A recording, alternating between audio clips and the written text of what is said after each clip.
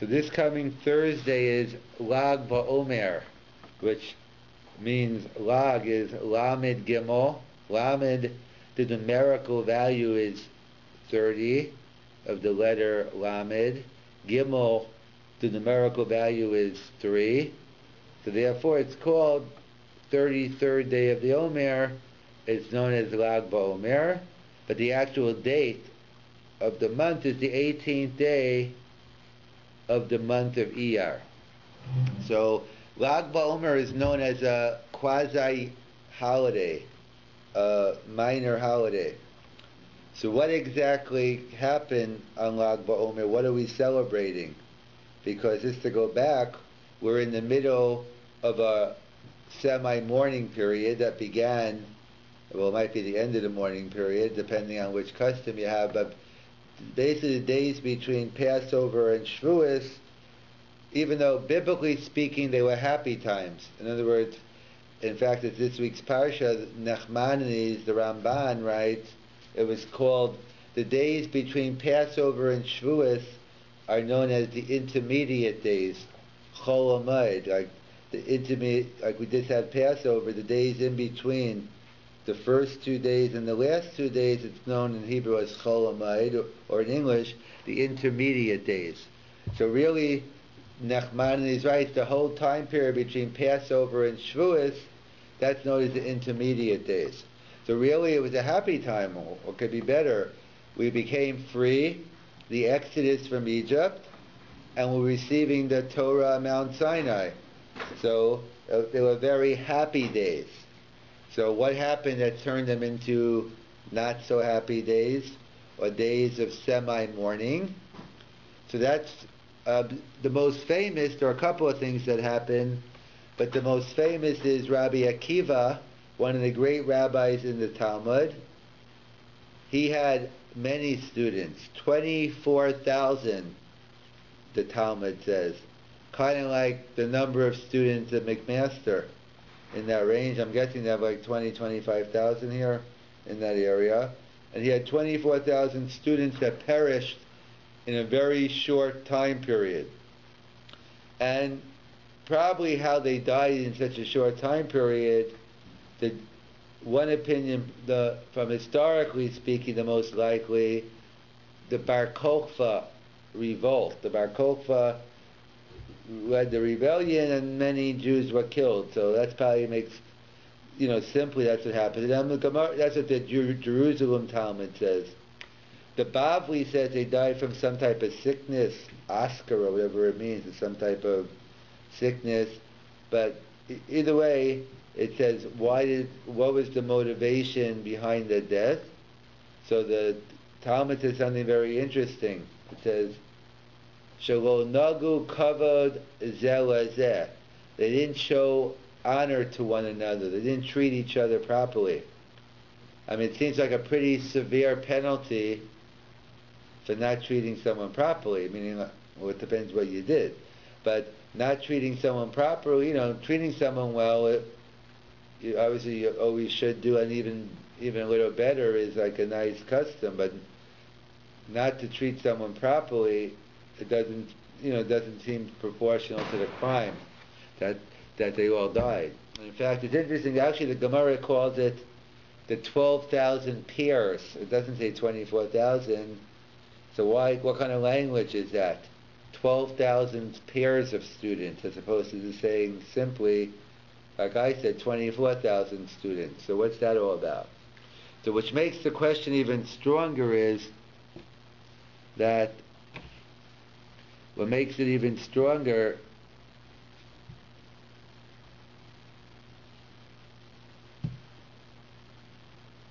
I think I made the mistake of playing with the text there. So either way, it was Alan. He wants to know if I'm coming tonight. So what makes the question even stronger, what was Rabbi Akiva? Different rabbis are known, they're known for teaching everything, but like in life, people are known for different principles. Each person has, that said motto, they focus on one thing. So Rabbi Akiva's motto was, actually a verse from last week's parsha. People think it comes from the gospel, but actually it comes from the Bible. V'ahavta l'oreacha kamocha comes from Moses and God. Love your neighbor like yourself. That's a verse we read last week in the Torah.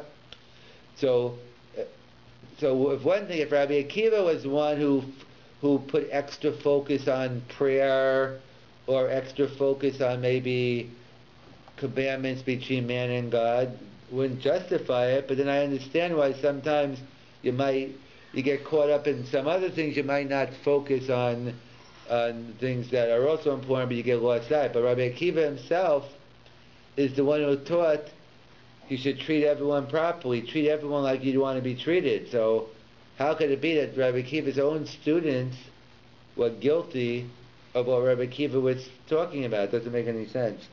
So some want to suggest, perhaps, one could argue, I don't know if it's historically true or not, but it's definitely an interesting suggestion, is maybe that's when Rabbi Akiva started teaching it. In other words, we don't know when exactly. So it could be after he saw what happened to his 12,000 peers, the 24,000 students, he realized how important it is to focus on interpersonal relations, and that's when he started going around teaching. He's always teaching it, but overemphasizing the ahavta l'orecha kamocha. That's how some suggest he started teaching this afterwards. However, that's a possibility. But let's assume not that. Let's assume he always taught it. So if he always taught it, then we're back to our original question. How could it be Rabbi Akiva's own students were guilty of not treating one another properly? So some suggest as follows. So there's a famous Gemara in Baba Metzia where we have lifeboat ethics. In other words, the Talmud talks about, let's say you're stuck in a desert. You're stuck in the middle of nowhere with your friend, or maybe not your friend, and you're stuck with someone else, and you're away from civilization, there's no food, no water, nothing, and your friend or you have one bottle of water. And let's assume, whatever the hypothetical is, for you to make it safely back to civilization, you have to drink you need the whole bottle of water for yourself. If you shared the water, you're putting yourself at risk. So that's the question in the Gemara. It's a dispute between Rabbi Akiva and another rabbi, Ben Petira. What do you do? So Ben Petira says, how could I stand by and look at the death of my friend? Of course you have to share the water. Better, that's better 2 deaths than 1 murder. I mean, that's what I think, that's the Catholic Church's slogan, I think, regarding by abortion. Not abortion, by doing, let's say, the fetus, or abortion, let's say the fetus is endangering the mother. So therefore, they're against abortion completely. There could be different sects with it. You might know better than me, I don't know. But, so therefore, at least what I read, so therefore they say you can't, even if the fetus is going to endanger mommy, better 2 deaths than 1 murder. We also agree with the principle, better 2 deaths than 1 murder. We just don't like the application. I agree, but this is a murder. In fact, in Judaism, you have a mitzvah, you have an obligation to kill the fetus in order to save the mother, because the fetus isn't a full life yet, but the mother is. So Ben Petira says, how could it be? It's a nice slogan on a nice bumper sticker. How could it be? I'm not going to stand by and watch my friend die. He should share the water. That's Ben Petira. And Rabbi Akiva says, Chayecha Kodmin. Your life takes precedence over everyone else's, and therefore you have to keep the water for yourself. So the question is, at first glance, Ben Petira doesn't make any sense. Like, it sounds good, it's a nice bumper sticker, but what do you mean? He's saying you should both die? How does that help anyone if you share the water and both die? That logically doesn't make any sense. So obviously, what he's saying is like this. He's not saying that. He's saying is, let's say you're 2 days away from civilization. But it's not that there's no chance. The rescue team is out looking for you. Maybe they'll find you before 2 days, before you run out of water. Maybe you'll find some food. Maybe you'll find some other means. He's saying is, one should risk one's own life to commit suicide that you can't do. But to take a chance, to risk your own life, that you have a chance to save someone else, that's okay. That's Ben Batira says. And Rabbi Akiva agrees in principle. I would agree with you in principle. The only thing is, he has a verse he quoted also, I think last week's Parsha. He learns out from a verse that my life takes precedence. Logically, I would agree with you, but I disagree based on, I learned out from a verse in the Bible, and therefore Rabbi Akiva disagrees, and he says, except in this case, except for if it's your life, but for everyone else, then you have to. So the point is, we see Rabbi Akiva was teaching the Ahavta Kamocha, but some suggest maybe that was the problem. In other words, sometimes we get so caught up in the major events in life, we lose track of the quote-unquote everyday trivial things. In other words, they're too busy learning in the Beis HaMedrash, learning in the hall of study. What happens if I have no food? And, cases more hypothetical. Hopefully they're hypothetical. Not to say cases are dealing with every day, and therefore sometimes you get so caught up in the big questions, but how you treat the person right across from you, how you treat your spouse, how you treat your roommate, how you treat your friends. Do you hold the door open for someone? Do you pass the food to them? The everyday, the little things, that sometimes get overlooked when you, like I remember Dennis Prager, he's a radio show out on the West Coast. He's a Jewish guy. He comes from I think Orthodox upbringing. His brother's a doctor in Englewood, but he considers himself, I think, non-denominational. He has his own definitions. He doesn't consider himself Orthodox. So either way, so he says he put out a little, I think it was a 20-minute video, maybe a short one. I think it was about doing, I forget the name, something with kindness, but it was a movie about goodness. I forget the exact title. That's one of the things, he spends a lot of time on. And actually, I showed that video a lot when I was in the HHA. I played it a lot on different times. But basically, it shows. So like one of the things he has in the movie, he has like an example where this person comes home and says, the wife says to the husband, "I'm so proud of you. You're the head of the North American World Peace Organization," making up the names. And he said, "What do you mean What do you mean North American? I'm the World Peace. I'm the okay, yeah." And then so in other words, like you would picture someone who cares about the world, and then he walks outside to his car, and you see like the next door neighbor, he has all this stuff he throws in the next door neighbor's yard, or the next door neighbor says, "Your alarm was going off all night, we couldn't sleep," or all these, and the guy basically ignoring them. And the point being is, sometimes on your way to saving the world, don't forget the real people next to you. In other words, people like getting caught up. "Oh, I'm involved in this. As long as it doesn't affect, I don't have to do anything. I'm okay. But I care about the whole world. Just don't ask my next door neighbor how I treat him." That type of thing. So sometimes you get so caught up in the big things in life, you miss the everyday things. And in fact, interesting, they point out that there's a Gemara in I think Yavamas or Avodah Zarah. One of the great rabbis, Rav Yossi ben Kisma, fell ill. He was one of the great rabbis. He was sick, and then one of the other rabbis came to visit him. So the visiting rabbi said to the sick rabbi, after they were speaking, "Tell me." First, he rebuked him. It was during the time where the Romans said you can't teach Torah publicly. He said, "Don't teach Torah publicly. We need you. You're going to get killed.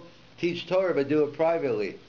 Okay, and then afterwards, so he asked the visiting rabbi, asked the sick rabbi, "So tell me, am I going to warrant reward in the world to come?" So the sick rabbi said, "I don't know. Tell me something you did, and I'll get back to you on it." He said, "Okay, you know what? I'm thinking. I remember many years ago, one time during Purim, I was gathering up money for the meal, and you give charity on Purim. And you know what? I remember I mixed up a couple of dollars once, my charity money with my meal money. You know what? I gave all that money to charity." So the sick rabbi said, "What?" You did a tremendous act like that. May my lot be like your lot. So the question is, like, what are you talking about? He just finished saying he was risking his life to teach Torah during the time. So you expect him to give that example? Yeah, what example? He gave some seemingly trivial example. I mixed up some money. But that's what Rav Dessler explains. True greatness of character is showed on the little things in life. It's not when you're on the 5 o'clock news. It's not when people are watching you. It's what you do when people aren't watching you. Like, many people compared Lady Di to Teresa. Mother Teresa. So again, I don't know either one well, but I'm just pointing out, I think you really can't compare the two because, of course, Prince Di, she was walking around with the cameras. I'm not saying she wasn't that way with the, I don't know. But obviously she did all these very good things, but she was on the 5 o'clock news, the tablet, everyone was constantly being watched.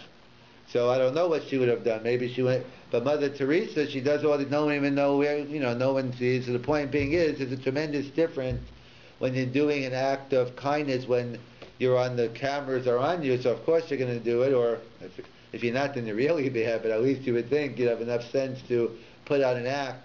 I guess the truth, you could argue, maybe if you're always on camera, you probably forget the camera is there, and the real you could come out. But in general, you do think so. So many times, like for instance, let's say some important rabbi was coming to the shul, or let's say, or some prime minister. It wouldn't be hard to get volunteers for the event. But on an everyday, on a regular shalosh, then to get someone to help out with the cheers, that shows the character of the person. You help out on the little things when no one even knows you're doing it. So, and similarly it says, the Gemara says, a would-be convert, someone who's thinking of converting, so you ask them about the big things and the little things. Like you tell them about difficult commandments, and you tell them about easy commandments. So the question is, if they're willing to accept the difficult commandments, why are you telling them about the easy ones? And the answer is no. Sometimes people are willing to rise above the tide for special situations, but looking for the everyday things. In fact, that's why I'm not just being descriptive. I'm not judging anyone, because people who during the Holocaust who weren't observant at all, and the people didn't even know they were Jewish. When the Nazis came to gather up the Jews, they came up and said, "I'm Jewish," because it's for and for that type of thing, to die al Kiddush Hashem. We should know from it, but it's a tremendous thing. But perhaps living a life of Kiddush Hashem, living a life is perhaps even more dangerous. In fact, is more difficult. In fact, that's what it says. What's our introduction to Abraham? Our introduction to Abraham is, God says, Lech lecha, go and I'll show you the land of Israel, etc. Right before, at the end of the book, Parashas Noach, so the Medrash tells us what happened. It's not in the actual Bible, but that it's the whole story with Or Kasdim, that the whole story that Abraham's father was an idol worshiper, and someone came in to buy an idol. This 7-year-old guy came in to buy an idol, so Abraham said, "What are you buying this idol? I just built this idol yesterday. How old are you?" And he basically is talking to these people how not to worship idols. And they found out, so Nimrod, the king, said, "Okay, whatever, okay, we're going to either you repent or we're going to kill you." So he was willing to jump into the fiery. So his brother really didn't believe, etc. But Avram jumped in, the story goes, and he lived. So we have Avram willing to sacrifice his life for God to teach ethical monotheism. So yet our welcoming of Avram Avinu is Lech lecha, go leave your father's land and go to. So I would have thought, if you want to know what Avram's all about, tell me how great he is. He was willing to, and the answer is that no. The greatness is Lech lecha, is one level to be willing to die to sanctify your neighbor. That's it. It's not an easy thing, but it's a one-time shot. That's it. It's all over. But to live daily, 24 hours, 7 days a week, to sanctify God's name all the time, that's a much higher level. That's the litmus test of a Jew, is living a life of course, if you're forced that situation, for different times you have a mitzvah to give up your life. But, hopefully, well, Elena, we should have those choices, and we should, work on the little things. So that's what perhaps that Rabbi Akiva's students that got so caught up. Of course, he taught v'ahavta l'reacha kamocha, love your neighbor like yourself.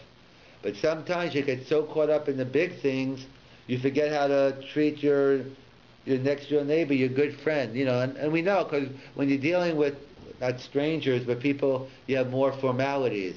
And but when you're someone so close to you, a lot of times you drop, and it's okay. But the point being is sometimes you go too far. Is you mistreat them. To drop your formalities, that's okay. But the problem is if you end up not giving them the proper honor for that reason, that's inappropriate. That's what perhaps maybe that's where Rabbi Akiva's students went off.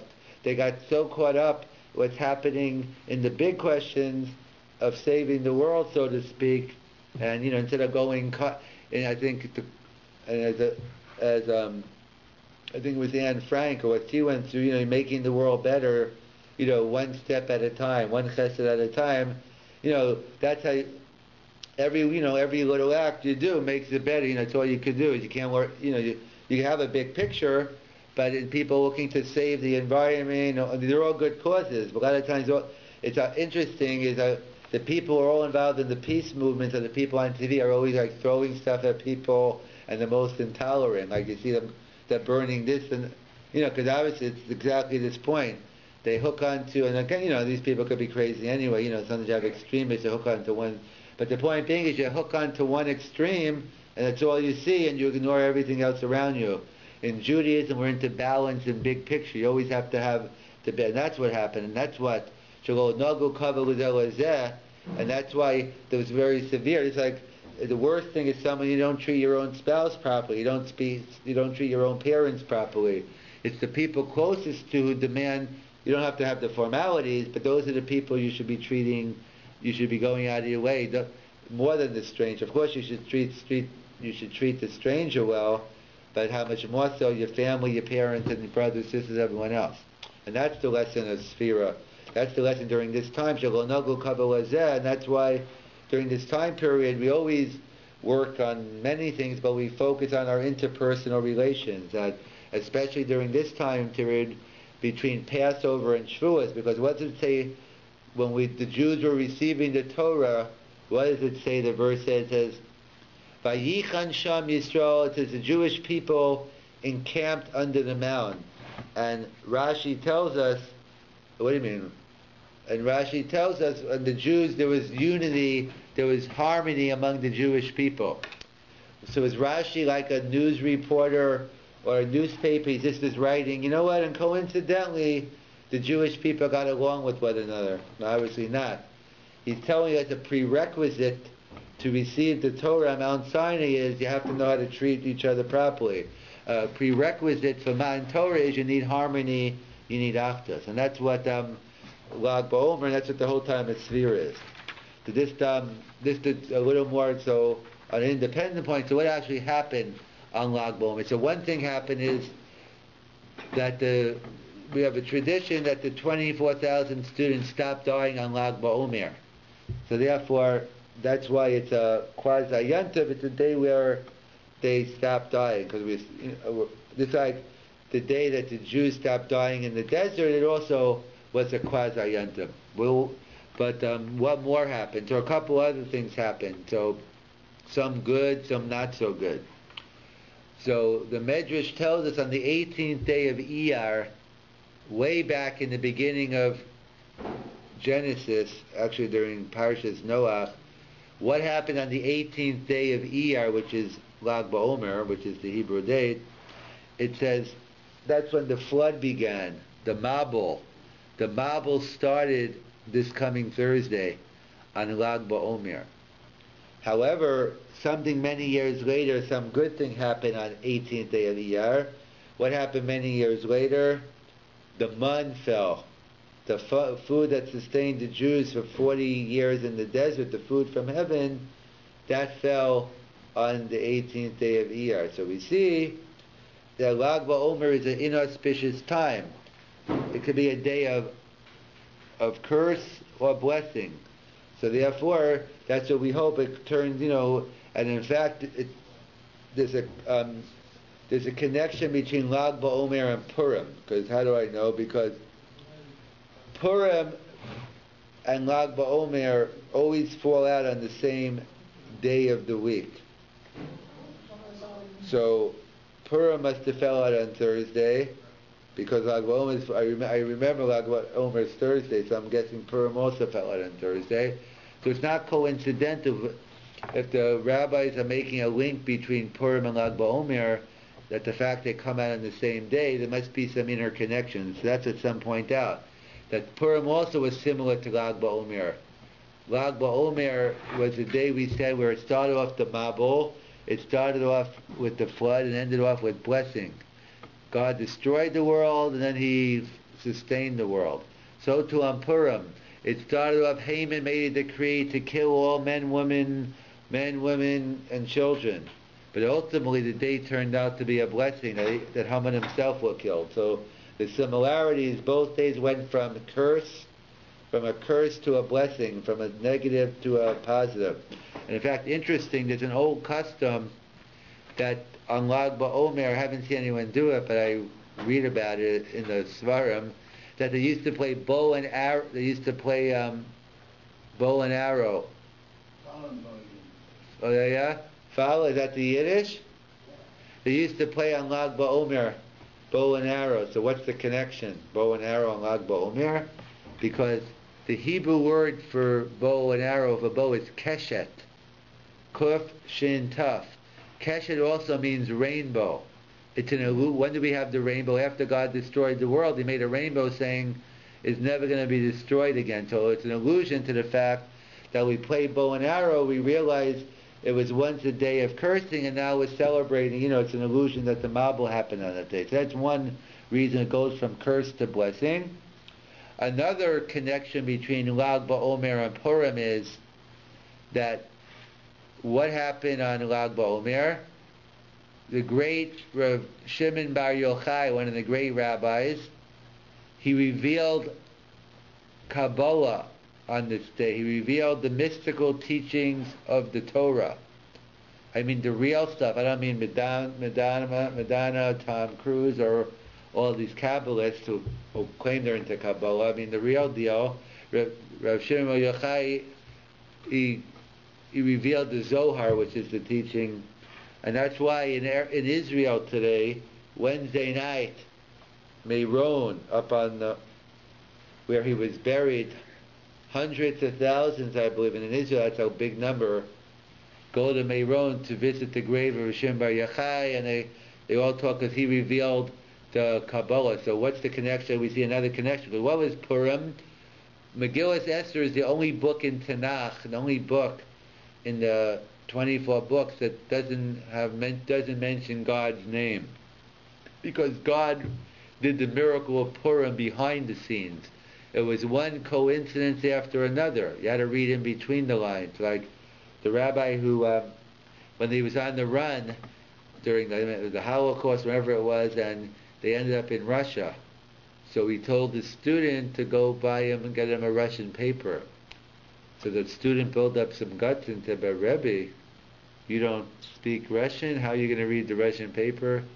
He says it's in between the lines that matters. I could read in between the lines. It's not what the New York Times says. You got to know what's happening behind the scenes. And Purim, it's seeing God behind the scenes. So it's a hidden. So too here, Lag BaOmer, Rav Shimon Bar Yochai revealed the hidden secrets of the Torah. So we see Purim and Lag BaOmer are similarities in the revealing of hidden things. That God was hidden, and now so too we reveal the hidden secrets. In fact, interesting, how many days do we count between Pesach and Shavuos? So we know we count 49 days in the Omer. How many days between Purim and Lag BaOmer? 64. So there are 49 between Pesach and Shavuos, 64 between Purim and Lag BaOmer. So one is a series of 7. 7 times 7 is 49. One is a series of 8. 8 times 8 is 64. What does the number 7 represent, and what is the number 8? So number 7 represents the normal fashion. Derech HaTeva, 7 days of a week, 7 years of the like Shemitah cycle. We rest the year, we rest the land in the seventh year. 8 is always known as the 8 days of Hanukkah, the 8 days of circumcision. 8 represents above the laws of nature. So therefore, the number. So what happened on Shavuos? God revealed the 5 books of Moses, the 5 books, his 5 books, the 5 books of the Torah. The revealed Torah, because 7 is the normal. What the number 8? What was revealed on Lag BaOmer? The hidden secrets of Kabbalah, and that's why it's 64 days, and that's what it represents. That the connection is either from curse to blessing, from from the flood to the food in the heaven, or the hidden secrets, and that's what the number 8 represents, and that's what they're celebrating. That by Shimon Bar Yochai, that even though normally a yortzeit, when someone dies, we don't really celebrate. It's not a day of celebration. It's a day where, strictly speaking, where you fast even. But among the Hasidim, they make a tikkun. It's a happy day, and therefore Rav Shimon Bar Yochai is because he fulfilled his potential.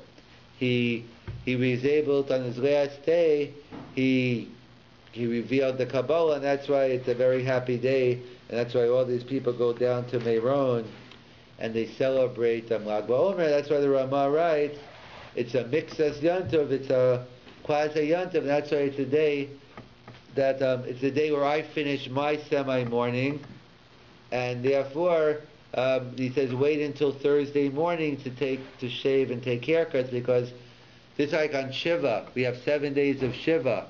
We don't have 7 full days. You get up on the 7th day right in the beginning. It's the 7th day.